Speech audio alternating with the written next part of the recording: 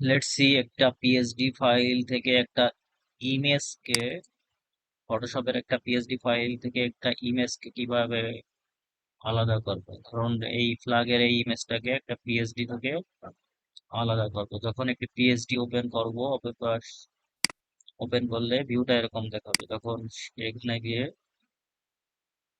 layer option, layer option থেকে যে ইমেজটা ডিভাইড করবো সেই ইমেজের উপর ক্লিক করলে সেই ইমেজটার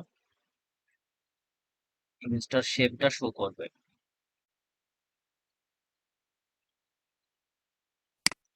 তো ইমেজের একটা পার্ট টোটাল ইমেজটা এটা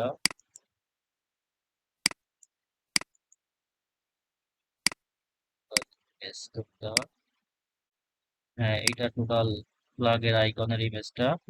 অল্ট চেপে, অল্ট ক্লিক,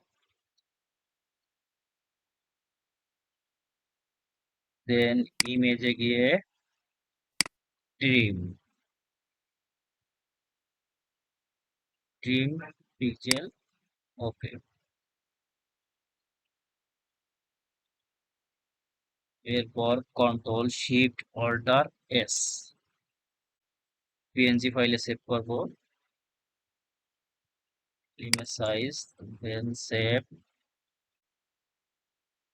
যেখানে সেভ করব প্লাগ ইমেজ,